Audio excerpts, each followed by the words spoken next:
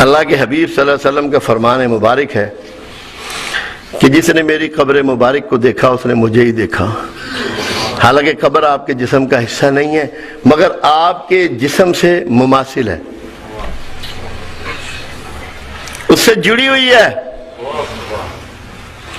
اس مٹی کی بھی عزت ہو گئی جو سرکار کے ساتھ لگ گئی۔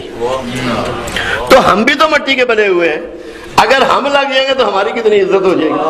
آئیے مل کر میلاد مصطفیٰ صلی اللہ علیہ وسلم منائیں، اس غور و فکر کے ساتھ کہ آپ کے طریق پر ہم کیسے چل سکتے ہیں۔ طریق میں نے راستہ جس سے طریقت نکلا، طریقت رسول اللہ کا راستہ۔ میں نے ایک دفعہ شریعت اور طریقت کا بہت آسان فرق لوگوں کو سمجھایا۔ شریعت کے مطلب بھی راستہ ہے، مسلک کا مطلب بھی راستہ ہے۔ مجھے وہ بندے کہنے لگے جی کہ شریعت اور طریقت میں کیا فرق ہے؟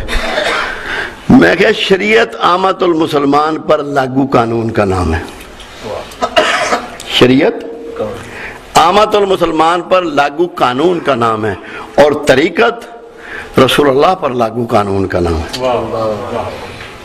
اور آسان سی، آپ پہ 5 نمازیں فرض، یہ شریعت۔ کملی والے پہ 6 فرض، یہ طریقت۔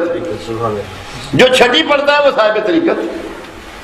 آپ پہ 2.5% یہ چھوٹ گئے، اور کملی والے کی طریقت کیا ہے؟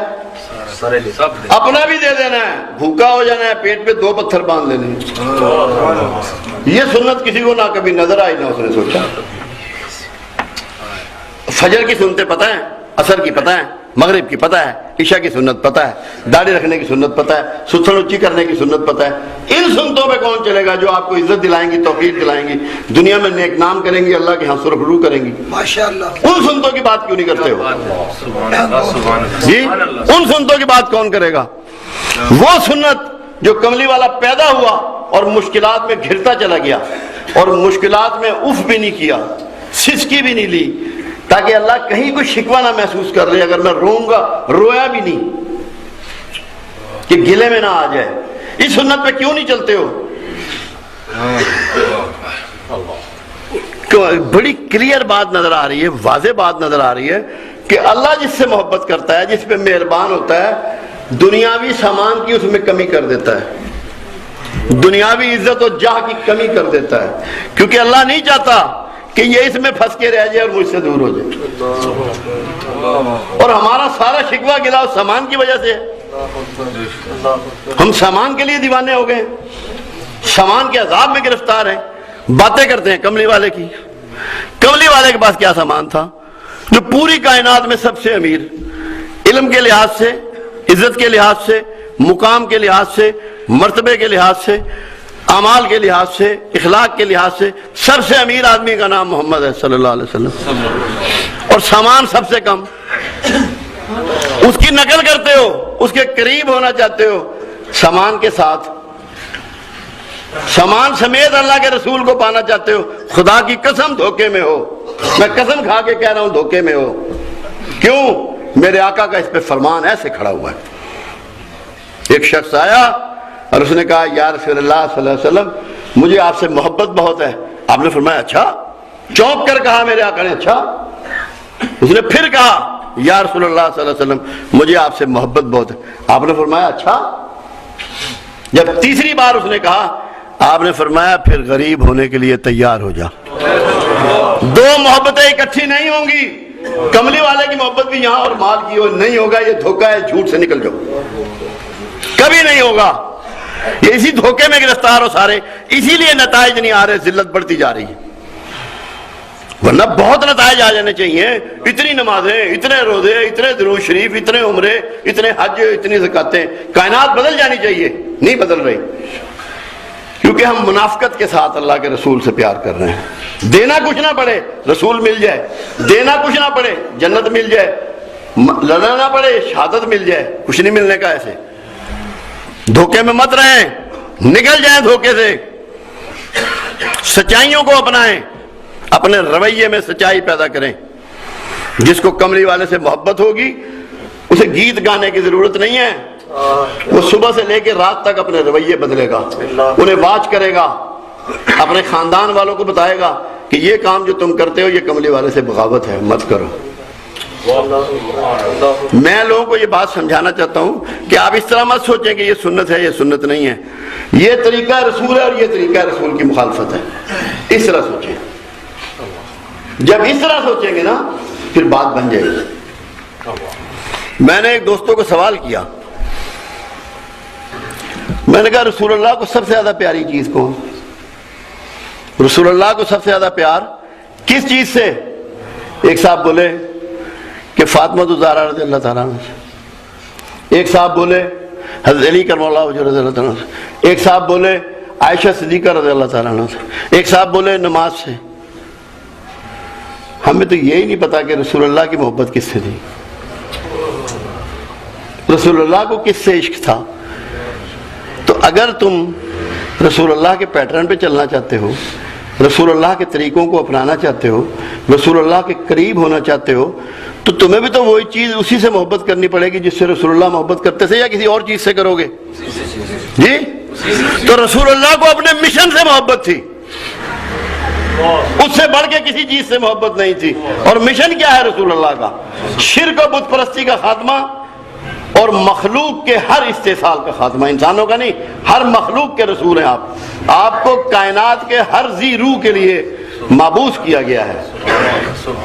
تو جس کو اس مشن رسول سے محبت نہیں ہے اس کی محبت مدینہ میں قابل قبول نہیں ہے۔ ہم جی اسی کے سہارے رہے ہیں، اسی کے سہارے جی رہے ہیں، ہمارے پاس اور کچھ نہیں ہے۔ مگر ذرا غور طلب بات ہے، بہت باریک۔ جو اللہ کے رسول کے اصحاب تھے ان کے گردا گرد لوگ تھے، 24 گھنٹے وہیں کھانا پینا، جنگیں لڑنا، صلاح مشورہ کرنا، تکلیفوں میں ساتھ ہونا، بھوک میں ساتھ ہونا، دھوپ میں ساتھ ہونا، ان کو یہ بات نہیں معلوم تھی؟ ان کو نہیں معلوم تھا یہ کہ یہ شفیع ہے، یہ شفاعت کریں گے، بخشش کروائیں گے؟ نہیں معلوم تھا؟ آپ بتائیں مجھے یہ بات۔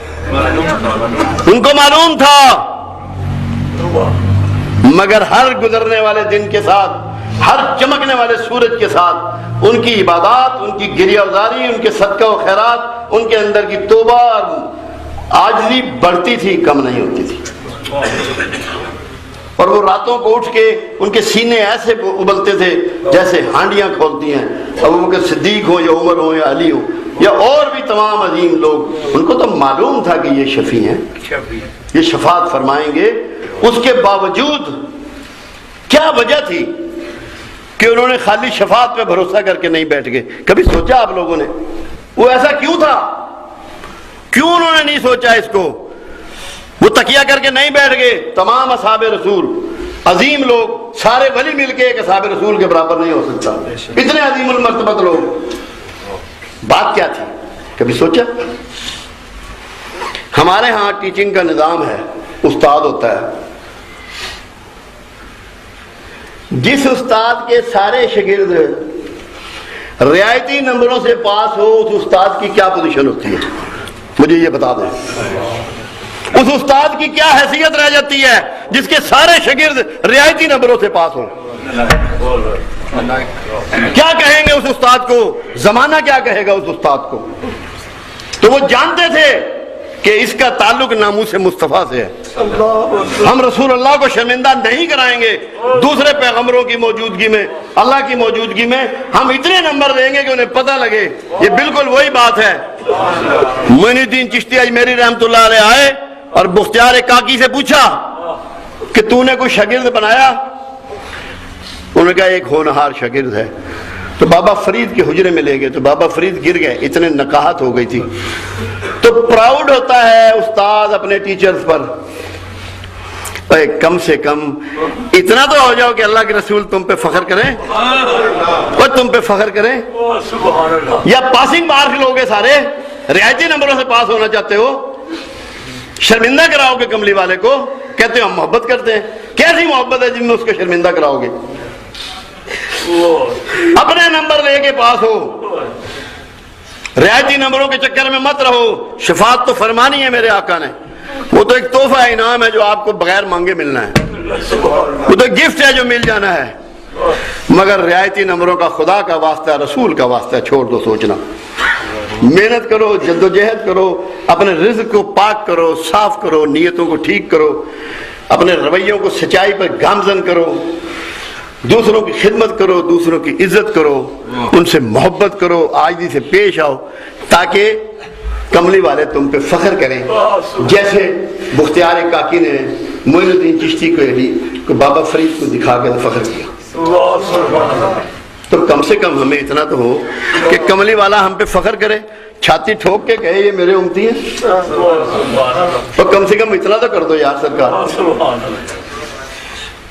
اگر یہ نہیں کر سکتے ہو تو یہ کوئی بات ہے؟ یہ ہم نہیں کہتے کہ کملی والے نے شفاعت نہیں کرنی، کملی والے نہیں کرنی، کسی اور نے نہیں کرنی، وہی شفیع المذنبین ہے، انہی کو مقام محمود پہ کھڑا کیا جائے گا، مگر ان کی عزت و توقیر تو بڑھاؤ۔ تو اللہ کا واسطہ ہے، میری یہ التجا ہے ہاتھ باندھ کر دل کی گہرائی سے پوری تڑپ کے ساتھ کہ کم سے کم آپ اپنے آپ کو ہر آدمی اس پوزیشن میں لائے کہ سرکار میرے فخر کریں اس پر کہ یہ میرا امتی ہے، یہ میرا امتی ہے۔